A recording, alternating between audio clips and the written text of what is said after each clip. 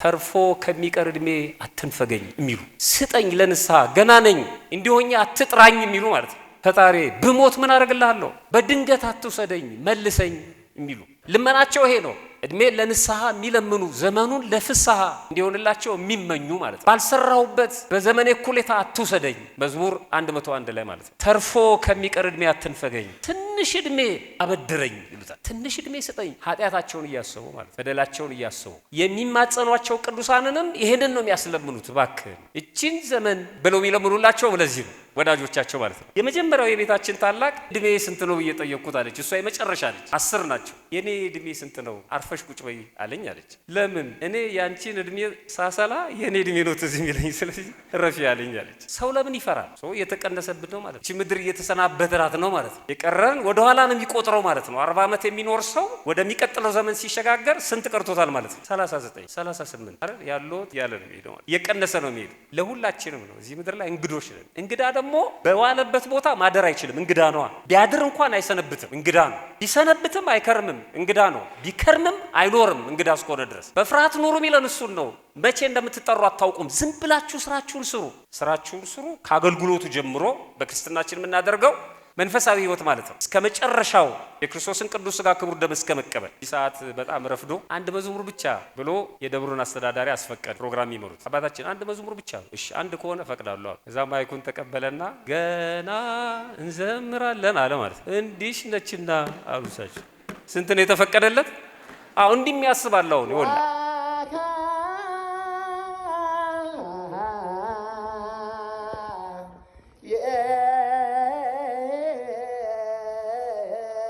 እውነት ለመናገር ቅድም ወንድማችን ግሩም እንደነገረን ራሱ በስነ ጥበብ መልክ የቀረቡት መለስተኛ ጭውውቶች ስብከቶች ናቸው። ዝማሬው ስብከት ነበር። ሊቀ መዘምራን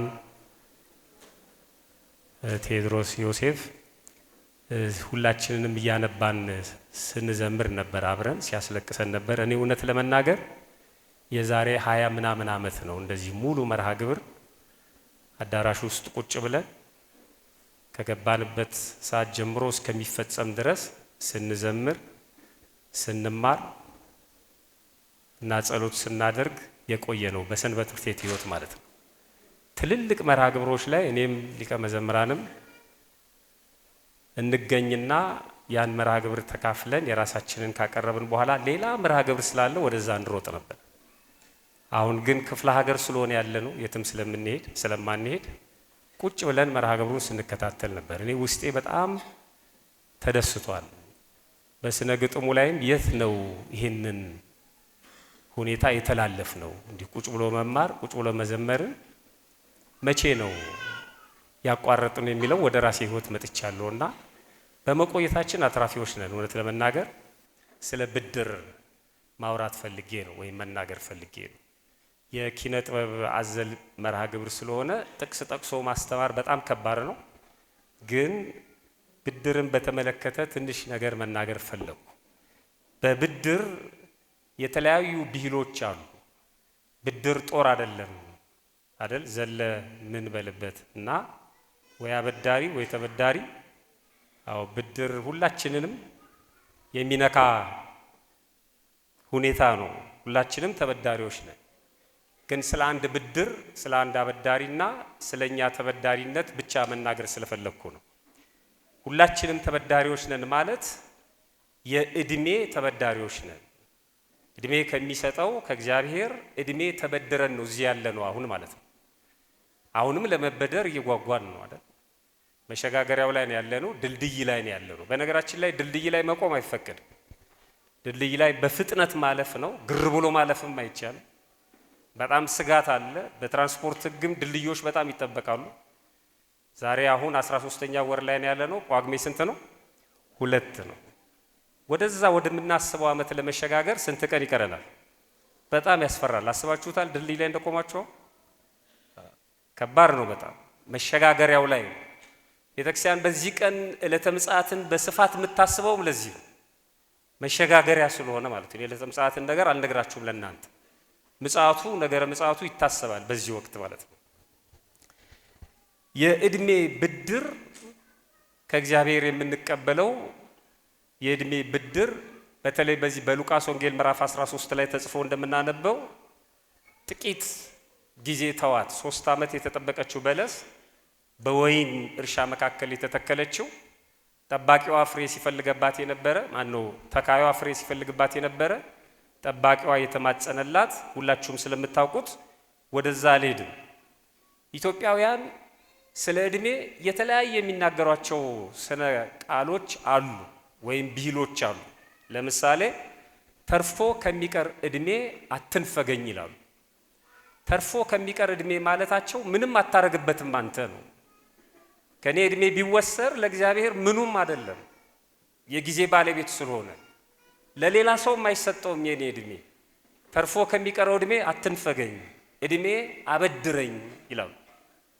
እድሜ ሲጠይቁትም ዝም ብለው አይደለም፣ የምትሰጠኝን እድሜ ለንስሐ የምትጨምርልኝን ዘመን ለፍስሐ አድርግልኝ። እድሜ ለንስሐ ዘመን ደግሞ ለፍስሐ ስጠኝ ይላሉ። ብዙ ነው፣ ሰዓቱ ግን እንድናብራራው አይሰደንም። ባጭሩ ግን ስለ ብድር እድሜ ልነግራችሁ ስለፈለኩ ነው። የብድር እድሜ እስኪ በሉት አንዴ ሁላችሁ ድገሙት። አዎ የብድር እድሜ ላይ ነው ያለነው። አሁንም ልንበደር ተዘጋጅተናል። ግን አይገርማችሁም? እንደ ባንክ ቤት ቢሆን እግዚአብሔር ብድር ለመስጠት እድሜ እንደ ባንክ ቤት የብድር ስርዓት ቢሆን ኖሮ እኔም ስላለሁበት በጣም ከባድ ነው። አንደኛ የሆነ የምታቀሩት ፕሮፖዛል አለ አይደለም? ከዛ የምታስይዙት ነገር አለ። ከባንክ ቤት ብድር ስትቀበሉ እንደምትሰሩበት አስባችሁ ነው። ባንኩም ሲያበድራችሁ ይሄ ቢዝነስ ያዋጣል አያዋጣም ብሎ ነው። ልክ አሁን እድሜ ለመበደር ወደ እግዚአብሔር ስንሄድ እንዲህ አይነት ፕሮፖዛል ብንጠየቅ ጉዳችን አይፈላም ብላችሁ ታስባላችሁ? ምንድን ነው የምናደርግበት? በነገራችን ላይ በዚህ በእድሜ ጉዳይ በራሱ ሁለት ሐሳቦች አሉ፣ ወይም ሁለት የማይገባቡ የሚመስሉ እሳቤዎች አሉ። አንዳንድ ሰዎች እድሜ ተጨምሮልናል የሚሉት፣ አንዳንድ ሰዎች ደግሞ የለም እድሜ ተቀንሶብናል የሚሉት። እድሜ ተጨምሮልናል የሚሉት ሰዎች ከ2017 ወደ 18 ተሻግረናል፣ ስለዚህ ተጨምሮልናል፣ እንኳን አደረሳችሁ እንኳን ደስ አላችሁ የምንባባለው ለዚህ ነው ይላሉ። የለም ተቀንሶልናል የሚሉ ደግሞ የሰው እድሜ በእግዚአብሔር ዘንድ የተወሰነ የተሰፈረና የተቆጠረ ነው፣ እውነት አሰብ። ስለዚህ አንድ ዓመት አንድ ሰው ሲጨመርለት ተሰፍሮ ተቆጥሮ ከተሰጠው እድሜ ተቀንሶበታል ወይስ ተጨምሮለታል ነው? ምንድነው? ተቀንሷል። ባትሪው ሎው እያለ ነው ማለት። ባትሪው ጋር ያሉ ምልክቶች አሉ፣ መስመሮች አይደለ? ቻርጅ ሆኖ ሙሉ ሆኖ እንድንጠቀምበት ዝግጁ ይሆናል። እየተጠቀምንበት በሄድን ቁጥር 1 ይቀንሳል አይደል? ቀጥሎ 2 ይቀንሳል። እሱ ማለት ነው ሙሉ እድሜ ተሰጥቶን ወደዚህ ምድር መተናል። እየተጠቀምንበት በሄድን ቁጥር እየቀነሰ ነው የሚሄደው ማለት ነው። እንዴ በጭራሽ እየቀነሰ አይደለም ካላችሁ አንዳንድ ሰዎች ለብቻቸው እድሜያቸውን ሲያሰሉ እኔም ስላጋጠመኝ ነው። ለብቻቸው 2017 18 ዘመን ተጨምሮላቸዋል። ብቻቸውን ይተክዙና እንደ ቀልድ አሁን 45 ገባው ማለት ነው ይላሉ። አስሉ ከዚህ ጉባኤ ስትወጡ ማለት ነው ስንት ዓመት እንደሆናችሁ። ደግሞ ምን ደብቀውም ለዚህ ነው አንድ ሰው ደፍሮ 45 አይልም። ራሱ ያስደነግጠዋል። 45 ኖሮታል እኮ 45 እንደው በደንብ ቢሰላ ከፍም ሊል ይችላል። ያስደነግጠዋል። ደስ የሚለው 23 ሲል 19 ሲል ሰው እየፈራው ነው ማለት ነው። እንኳን አደረሳችሁ ይላል እንጂ እንኳን ለአዲሱ ዓመት ደረስን ይላል እንጂ በውስጡ ስጋት አለ ማለት ነው። 10 ወንድሞች ያሏት 9 ወንድሞች እናቶች ያሏት አንዲት ሴት ስትነግረኝ የመጀመሪያው የቤታችን ታላቅ እድሜ ስንት ነው ብዬ ጠየቅኩት አለች። እሷ የመጨረሻ ነች። 10 ናቸው። የኔ እድሜ ስንት ነው? አርፈሽ ቁጭ በይ አለኝ አለች። ለምን? እኔ ያንቺን እድሜ ሳሰላ የኔ እድሜ ነው ትዝ የሚለኝ፣ ስለዚህ እረፊ አለኝ አለች። ሰው ለምን ይፈራል? ሰው እየተቀነሰብን ነው ማለት ነው። ይቺ ምድር እየተሰናበተራት ነው ማለት ነው። የቀረን ወደ ኋላ ነው የሚቆጥረው ማለት ነው። 40 ዓመት የሚኖር ሰው ወደሚቀጥለው ዘመን ሲሸጋገር ስንት ቀርቶታል ማለት ነው? 39 38 አይደል ያለውት እያለ ነው የሚሄደው ማለት ነው። እየቀነሰ ነው የሚሄደው። ጥሩ እድሜን በተመለከተ 4 አይነት ሰዎች አሉ። እሱን ነግሬያችሁ ያንን የቤት ስራ እየሰራችሁ እንድትሄዱ ስለምፈልግ ነው። 4 አይነት ሰዎች አሉ እድሜን በተመለከተ ማለት ነው። ዘመንን በተመለከተ አሁን ያው የሽግግሩ ላይ ስላለን ነው በዚህ ጉዳይ ላይ መነጋገር ያለብን። ቀደም ወንድማችን ግሩም እንደነገረን ስለ ንስሐም የተማርነው ለዛ ነው። ስለዚህ እሱ ላይ ነው ትኩረት የምናደርገው። የብድር ዕድሜ በተመለከተ አራት አይነት ሰዎች አሉ። የመጀመሪያዎቹ ሰዎች ዕድሜ አባካኞች ይባላሉ። ዕድሜ የሚያባክኑ ልክ እንደ ባንክ ቤቱ ብድር ማለት ነው የሚያባክኑ አሉ። ሁለተኛዎቹ ዕድሜ በቃኝ ባዮች አሉ። ምን ብለው ነው በቃኝ የሚሉት? ሶስተኛዎቹ ለዕድሜ ግድ የለሾች አሉ። ኬሬዳሽ የሚባሉ ማለት ለዕድሜ ግድ የሌላቸው። ሶስተኛዎቹ ማለት አራተኛዎቹና የመጨረሻዎቹ ዕድሜ ለማኞች አሉ፣ በቃኝ የማይሉ። ከነዚህ ከአራቱ የቱ ጋር እንደሆንን ማወቅ ግዴታ ነው። የቱ ጋር ነን ያለንበትን ካወቅን በኋላ ወደ ምን ፈልገው ነገር ለመምጣት መለመን አለብን፣ ማሻሻል አለብን ራሳችንን። እንዲህ አይነት ትልልቅ ጉባኤያት የሚዘጋጁት ለዚህ ነው፣ የሆነ ክፍተት እንድንሞላ ነው። አቤት የተሰበሰበው ሰው፣ አቤት የመጡት እንግዶች ምናምን ብለን እንድንሄድ አይደል፣ እሱ ነውና የሆነ ክፍተት መሙላት አለብን። ከአራቱ የቶቹ ጋር ነን እኛ ያለ ነው? ዕድሜ አባካኞች። ዕድሜ አባካኞች የሚባሉት በእኔ ሕሳቤ መጽሐፍ ቅዱስ ላይም ወይ ቤተክርስቲያናችን ማስተምሮ እንደሚናገረው ለምን እንደሚሰጣቸው አያውቁም። ዕድሜ የሚጨምርላቸው ለምን እንደሆነ አያውቁም። ለምን እንደሚበደር እንደማያውቅ ሰው ማለት ነው። ሰው እቁብ ጥሎ እቁብ በሚበላበት ቀን ጓደኞቹን ሁሉ ሰብስቦ የበላውን እቁብ ያጠፈዋል። እቁብ የገባው ለምን እንደሆነ አላወቀም፣ አልተረዳም ማለት ነው። የደሞዝ ቀን እንገናኝ ብሎ ብዙ ሰው ይቀጥራል። ከዛ ደሞዙን በ30 ይቀበላል፣ ድራሹን ያጠፈዋል። በአንድ ምንም የለውም፣ ብራቮ ለደሞዝ 29 ቀን ቀረ ሊል ይችላል። አያውቀውም ለምን እንደሚቀበል፣ እንዴት ማስተናገድ እንዳለበት ማለት ነው። ለዕድሜ ግድ የለሾች ማን ነው? ዕድሜ አባካኞች የሚባሉት ዕድሜያቸውን ማን እንደሚሰጣቸው ለምን እንደሚሰጣቸው የማያውቁ ናቸው። እንደውም አንዳንድ ጊዜ ዕድሜያቸውን የት እንደሚቀበሉም ካለማወቃቸው የተነሳ አሁን በዚህ የመጨረሻው ቀን ላይ እታችሁ ከሆነ ጳጉሜ 5 በከተማችንም አንዳንድ ቦታዎች ልክ እንደ ነጮቹ ማለት ነው ይቆጥራሉ። 10 9 8 ገባ ከቡና ቤት ተረክበውት ይመጣሉ ማለት ነው። ከጭፈራ ቤት ተረክበውት ይመጣሉ ማለት ነው። ከዛ ነው የሚወስዱት። የት እንደሚቀበሉ ማን እንደሚሰጣቸው አይረዱ። ለዚህ ነው የሚያባክኑት። የዕድሜ ቫልዩ የዕድሜ ዋጋ ትንሽ የሚሆነው እነሱ ጋር እንደሱ ነው። ልክ እንደ ሌባ ሰው አደራ እንደሚቀበል ይላሉ አንዳንድ አባቶች። ሌባ ሰው አደራ ስትሰጠው ለምዶበት ማለት ነው። አደራ ሲቀበል እግዚአብሔር ይስጥልኝ ብሎ ይቀበላል። ምን አይነት ሰው? አሁን ሰው አደራ ሲሰጠው እግዚአብሔር ይስጥልኛል ካለ ችግር አለ ማለት ነው። ቶሎ ዕቃን ተቀበል ነው የሚሉት። አደራ ከባድ ነው እና ዕድሜንም በጭፈራ በተዝናኖት በዝንጋኤ የተጨመረን ዕድሜ መቀበል ዕድሜን የሚያባክኑ ሰዎች ጠባይ ነው ይላሉ። እነዚህን ሰዎች በተመለከተ ቅዱስ ጴጥሮስም ይናገራል። በአንደኛ ጴጥሮስ ምዕራፍ 4 ቁጥር 3 ላይ ያለፈው ዘመን ይብቃችሁ ይላቸዋል። የአሕዛብን ፈቃድ ያደረጋችሁበት ይላል። ልቅ ስድ መረን ሆናችሁ የኖራችሁበት ይብቃሱ። በቃ ይሄኛውን ለማባከን አይደለም የምትቀበሉት እያላቸው ጥቅሱ እናንተ ስለምታውቁት ነው ወደዛ ማለት ነው። ይሄ ዕድሜ የባከነ ስለሆነ ዕድሜያቸውን የሚያባክኑ ሰዎች ይጠየቁበታል። እንደ ባለ መክሊቱ ማለት ነው። ካለው ላለው ይጨመርለታል፣ ከሌለው ግን ያው ያለውን ይወስዱበታል የሚለው ይመለከታቸዋል። መጽሐፈ ኢዮብ ላይ እንዲህ የሚል ቃል አለ። ኢዮብ 21 ቁጥር 13 ላይ ዕድሜያቸውን በተድላ ይፈጽማሉ፣ ድንገት ወደ ሲኦል ይወርዳሉ ይላል። እግዚአብሔር ከዚህ ይሰውረን ሁላችንን። ሲለምኑ ምን ይላሉ ኢትዮጵያውያን? ከድንገተኛ ሞት ወጥቶ ከመቅረት ሰውረኝ ይላሉ። እነዚህ ሰዎች አያውቁትም። ቅድም ለጥቂት የሚለው ተውኔት ላይ እንደተመለከትነው እነዚህ ሰዎች ዕድሜያቸውን በተድላ ይፈጽማሉ፣ በድንገትም ወደ ሲኦል ይወርዳሉ። ተድላ የሚለውን በትምህርተ ጥቅስ ያስቀምጡልኝ። ይሄ መንፈሳዊውን ፍጹም የሆነውን የነፍስ ተድላ አይደለም፣ ጊዜያዊ የሆነውን ማለት ነው። እነዚህ ድንገት ወደ ሲኦል ይወርዳሉ ይላል። ስለዚህ ዕድሜ የእግዚአብሔር ውድ ስጦታ መሆኑን ማወቅና ማክበር ያስፈልጋል። ልጄ ሆይ ሕጌን አትርሳ፣ ልብህም ትእዛዛቴን ይጠብቅ፣ ብዙ ዘመናት ረጅም ዕድሜ ሰላምን ይጨመርልሃል። መጽሐፈ ምሳሌ ምዕራፍ 3። ስለዚህ ዕድሜ አባካኝ ላለመሆን የዕድሜን ባለቤት ማወቅ፣ ለምን እንደሚሰጠን መረዳት፣ በፍርሃት መቀበል ማለት ነው። ያን አባክኘው እንደገና ደግሞ ይሄን እየሰጠኝ ነው። ልክ አንድ ሰው ብድር ሲሰጠን ላልከፈልነው ብድር እንደምናስበው ማለት ነው።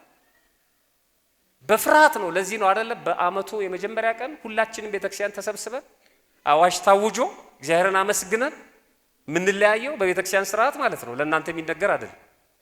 ዘመኑ ታውጆ ተነግሮ አጽዋማቱ በዓላቱ ወጥተው እግዚአብሔርን አመስግነን ምንለያየው ለዚህ ነው። እዚህ ነው እድሜ የሚሰጠው። ምንቀበለውም በፍርሃት መሆን አለበት ነው። እድሜ አባካኝ ከመሆን ይጠብቀን አምላካችን። ሁለተኛዎቹ ሰዎች እድሜ በቃኝ ባዮች ናቸው። እነዚህ እኛ የምናውቃቸው አይነት ሰዎች አይደሉም። እነዚህ ኑሮ መሯቸው፣ ደሞዝ አንሷቸው፣ የሰው መረር ተነፍጓቸው በቃ ሊሂድ አንድ ሰሞን ቻሌንጅ አድርገው እንዳስቀመጡት ማለት ነው። አንዳንዱ በቃ መሄድ ይሻላል እንደሚሉት አይደለም። እነዚህ እድሜ በቃኝ የሚሉት እኛ ከምናውቃቸው ውጪ ናቸው። እነዚህ እድሜ በቃኝ የሚሉት ኑሮ የተወደደባቸው ቅድም እንዳልኩት ደሞዝ ያነሳቸው ወይም ተስፋ የቆረጡ ሳይሆኑ ይህንን ዓለም ይህን አሮጌ ህይወት የናቁ እና ያኛውን የናፈቁ የታያቸው ማለት ነው። በቃ ይበቃል ከዚህ በኋላ ቅድም ቅዱሳት መጻሕፍት እንደሚነግሩ ቅዱስ ዳዊትም እንዳለው ማለት ነው። የለም መልካም ሰው መልካምም አይሰማም፣ ነፍሳቸው ትጨነቃለች። በቃ ወደ አንተ መምጣት እንፈልጋለን ተው እያላቸው ነው። ያዩት ነገር ስላለ ያዩትን ነገር እንዳያጡ መሮጥ ይፈልጋሉ። ልክ እንደ ቅዱስ ጳውሎስ ማለት ነው። ክርስትና ጉዞ ነው። ልክ ቲኬት ቆርጦ እንደተዘጋጀ ተጓዥ ማለት ነው። ድሮ በስብከተ ወንጌል ስናገለግል እንዳሁኑ በአውሮፕላን ምናምን መሄድ ከባድ፣ ያኔ ኃጢአት ነው፣ በጣም ከባድ ነው። እና ሙሉ ቀን በሚጓዝ አውቶቡስ መንገድ ላይ አድሮ በሚሄድ በዛ ነው የሚቆረጠው። እና ቲኬት ከተቆረጠ በኋላ እንቅልፍ የለም ወዳጄ፣ ባሱ ትቶ ስለሚሄድ ማለት ነው። ያኔ ደግሞ አላርም ምናምንም የለም። በጣም ከባድ ነው። ላንተኛ ሁሉ እንችላለን አውቶቡሱ ትቶን ስለሚሄድ ማለት ነው። ልክ እንደዚህ ናቸው። እንደዚህ በቃ መሄድ የሚናፍቁ ማለት ነው። ቲኬት ቆርጠዋል፣ ተዘጋጅተዋል። ተዘጋጅታችሁ ኑሩ የሚለው የገዛቸው ማለት ነው። ለዚህ ነው ተዘጋጅታችሁ ኑሩ የሚለን ተጓዦች ስለሆንን። ክርስትና ጉዞ ነው። የቀደሙትም ተጉዘዋል፣ እኛም እንጓዛለን፣ ከኛ በኋላ ያሉትም ይጓዛሉ የተስፋይቱን ምድር እስከሚወርሱ ድረስ ማለት ነው። ምሳሌውም በዛ ነው። የእስራኤላውያን ምሳሌ ስንመለከትም እሱን ነው። ስለዚህ በቃን እንሳፈር የሚሉ በቃ ይዘነዋል፣ መሳፈሪያው አግኝተነዋል፣ ስለዚህ መሄድ ይሻላል። ቅዱስ ጳውሎስ ለፊልጵስ ክርስቲያኖች በፊልጵስዩስ መልእክቱ ምዕራፍ 1 ቁጥር 23 ላይ የተናገረው ማለት ነው። ሊሄድ ከክርስቶስ ጋር ልኖር እናፍቃለሁ። ትርጓሜው ላይ መውደዱንስ ከዚህ ዓለም በሞት ተለይቼ ከክርስቶስ ጋር ልኖር ወዳለሁ። በእነዚህ በሁለቱ ይጨነቃለሁ። ግን ምን ዋጋ አለው? ደግሞ የእናንተ ህይወት ያሳስበኛል። መኖሬ ለእናንተ ነው የሚጠቅመው፣ እኔ ግን ጨርሻለሁ፣ መሄድ ነው የምፈልገው። እንዲህ አይነት ሰዎች አሉ መካከላችን።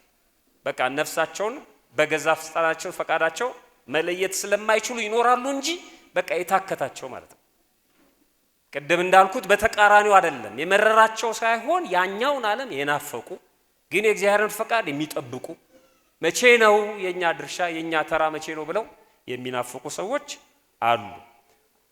ልክ ስምዖን ጌታን ከታቀፈ በኋላ እንዳለው ማለት ነው። በቃ አይኖቼ ማዳንህን ተመልክተዋል፣ ከዚህ በኋላ ባሪያህን ምንድነው ያለው በሰላም ሰናብት። እንዲህ የሚሉ ማለት ነው። በቃ ከዚህ በኋላ ፈጣሪ ፈልገው የነበረው ይሄንን ነው። ወይ ኢየሩሳሌም ሲሄዱ ቅዱስ ሥጋውን ክቡር ደሙን ሲቀበሉ፣ ወይ የተጣሉ ያልተስማሙ አካላቸው የሆኑ ሰዎች ሲታረቁ፣ ወይ የሆነ ነገር ሲያው በቃ የሚሉ ማለት ነው። በቃ የጠየቅኩ ይሄን ነበር ከዚህ በኋላ በቃኝ ብለው በዚህ ተራ ዓለም ተተብትበው እንዳይያዙ እግዚአብሔርን እየተማጸኑ ውሰደን የሚሉ እድሜ በቃኝ የሚሉ ሰዎች አሉ። ሶስተኛዎቹ ለእድሜ ግድ የለሽ የሆኑ ማለት ነው። የት ቢኖሩ ችግር የለባቸው። ልክ ቅድም እንዳልኩት እድሜያቸውን ሲያሰሉ አይውሉም። ስንት ዓመት ሆነኝ፣ ስንት ቀረኝ፣ አረጀሁ እኮ ጸጉሬ ተቀየረ ብለው ጸጉራቸውን ለማቅለም አይሞክሩ። ሰውነቴ ፊቴ ተሸበሸበ ብለው ሰውነታቸውን ቀጥ ለማድረግ አይሞክሩ። ከእድሜያቸው ጋር ምንም ጉዳይ የላቸው። የተወለዱበትን ቀን አያስታውሱም፣ ዘመኑንም አያስታውሱም። እድሜያቸውም ስንት ነው ምኑን አውቄ ነው ቢሏቸው። አንዳንድም በየዋህነት አሉ። አሁን በገጠሩ የሀገራችን ክፍል አሉ እድሜ ምኑን አውቄው የሚሏቸው ማለት ነው። ስለ እድሜ ምንም አይደንቃቸው ማለት ነው። እንደ ጸጋ አድርገው የሚቆጥሩት አሁን ከተማ አካባቢ ኑሮን ትንሽ ስለቀመስ ነው እንዲህ አይነት ነገሮች የሚከሰቱት። እነዚህኛዎቹ ግን ለእድሜያቸው ደንታ የላቸውም። ወይም አይገዳቸውም ስንል ስራቸው ላይ ብቻ ያተኮሩ ማለት ነው።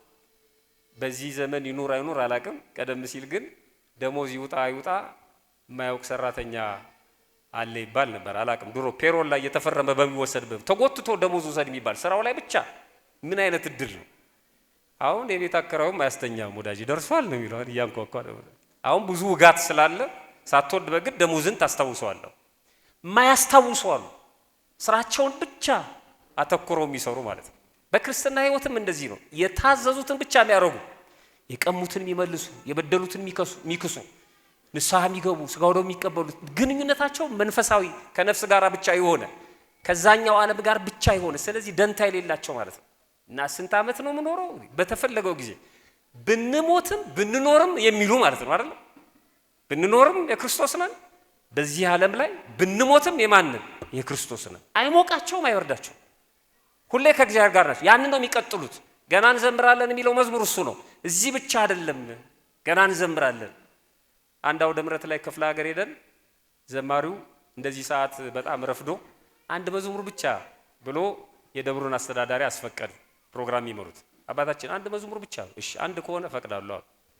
ከዛ ማይኩን ተቀበለና ገና እንዘምራለን አለ ማለት ነው። እንዲሽ ነችና አሉሳቸው። ስንት ነው የተፈቀደለት? አሁን እንዲህ የሚያስባል። አሁን ይወላ ገና እንዘምራለን በሚለው መዝሙር ሌላውን ለማጓጓት ገና አይን ደም ይለብሳል እንዘምራለን የሚል። አረ እንደሱ አይደለም፣ እዚህ ብቻ አይደለም ነው አይደለም። ገና እንዘምራለን በነፍስም ከመላእክት ጋር እንዘምራለን። እሱን የሚያስቡ ማለት ነው። ስለ እድሜያቸው ምንም ካልኩሌሽን ውስጥ የማይገቡ እነዚህ ለእድሜ ግድ የለሽ ይሆኑ። ሮሜ ምዕራፍ 14 ቁጥር 8 ላይ በህይወት ሆነን ብንኖር ለጌታ እንኖራለን፣ ብንሞትም ለጌታ እንሞታለን። እንግዲህ በህይወት ሆነን ብንኖር ወይም ብንሞት የማንን አለ? የጌታ ነን፣ የእግዚአብሔር። ብንኖርም ብንሞትም የተፈቀደውን ስራ ብቻ መስራት ነው። ሌላ ነገር አያስጨንቀንም። በጣም የሚገርሙ ናቸው። ግድ የለሽ የሚለው የሚገልጻቸው አይመስለኝም። በቃ አያስቡትም እድሜያቸውን እንጂ ይሄኛ እንደምንለው ኬሬዳሽ ማለት አይደለም። ማይሞቀው ማይበርደው ለላችሁ ፈልጌ አይደለም። በቃ ከእድሜ ጋር ግብግብ አይገጡም።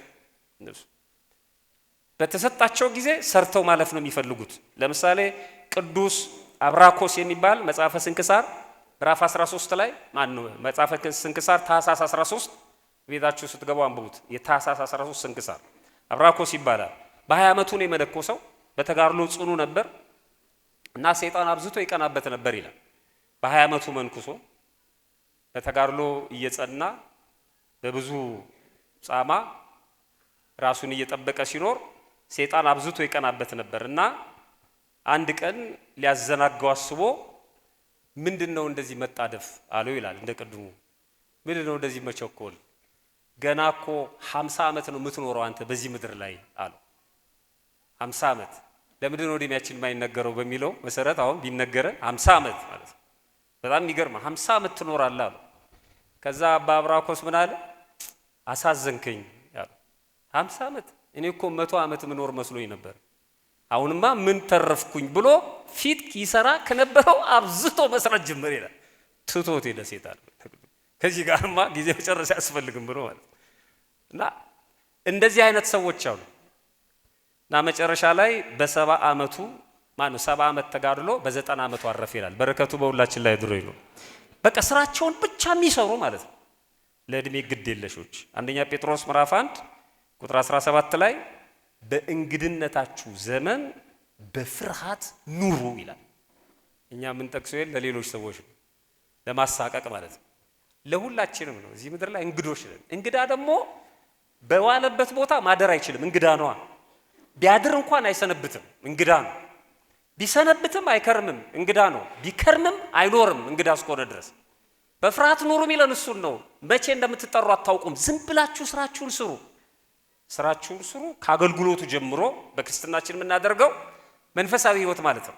እስከ መጨረሻው የክርስቶስን ቅዱስ ሥጋ ክቡር ደም እስከ መቀበል። ስለዚህ በእንግድነት የሚኖሩ ሰዎች ማለት ነው። ለእድሜ ግድ የለሾች። አራተኛዎቹና የመጨረሻዎቹ እድሜ ለማኞች ናቸው። እድሜ ለማኞች እነዚህ ስግብግቦች ወይም በቃኝ የማይሉ ማለት አይደለም። እድሜ ለማኞች እንደ ቅድሞቹ ተርፎ ከሚቀር እድሜ አትንፈገኝ የሚሉ ስጠኝ ለንስሐ ገና ነኝ እንዲሆኛ አትጥራኝ የሚሉ ማለት ነው። ፈጣሪ ብሞት ምን አደርግልሃለሁ በድንገት አትውሰደኝ መልሰኝ የሚሉ ልመናቸው ይሄ ነው። እድሜ ለንስሐ የሚለምኑ ዘመኑን ለፍስሐ እንዲሆንላቸው የሚመኙ ማለት ነው። ቅዱስ ዳዊት እንዳለው ነው ይመስላችኋል። እሱ ቅዱስ ዳዊት በዘመኔ እኩሌታ አትውሰደኝ አመቶችን ለልጅ ልጅ ናቸው። አንተ ሀብታም ነህ ባለጸጋ ነህ የዘመን ባለጸጋ ነህ የዘመን ፍጣሪ አንተ ነህ ምን ያደርግልሃል ከኛ ብትወስድ ባልሰራውበት በዘመኔ እኩሌታ አትውሰደኝ። መዝሙር 101 ላይ ማለት ነው። ተርፎ ከሚቀር እድሜ አትንፈገኝ ትንሽ እድሜ አበድረኝ ይሉታል። ትንሽ እድሜ ስጠኝ ኃጢአታቸውን እያሰቡ ማለት ነው በደላቸውን እያሰቡ የሚማጸኗቸው ቅዱሳንንም ይሄንን ነው የሚያስለምኑት። እባክህ እቺን ዘመን ብለው የሚለምኑላቸው ለዚህ ነው ወዳጆቻቸው ማለት ነው።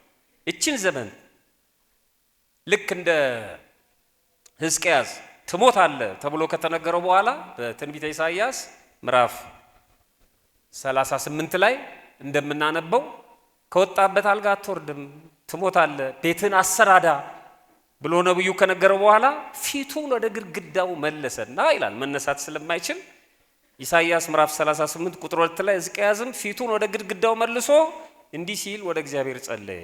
አቤቱ በፊት በእውነት በፍጹም ልብ እንደሄድኩ ደስ የሚያሰኝህንም እንዳደረግኩ ታስብ ዘንድ ለምንሃለሁ። ሕዝቅያስ እጅግ አድርጎ አለቀሰ። የእግዚአብሔር ቃል ወደ ኢሳይያስ እንዲህ ሲል መጣ።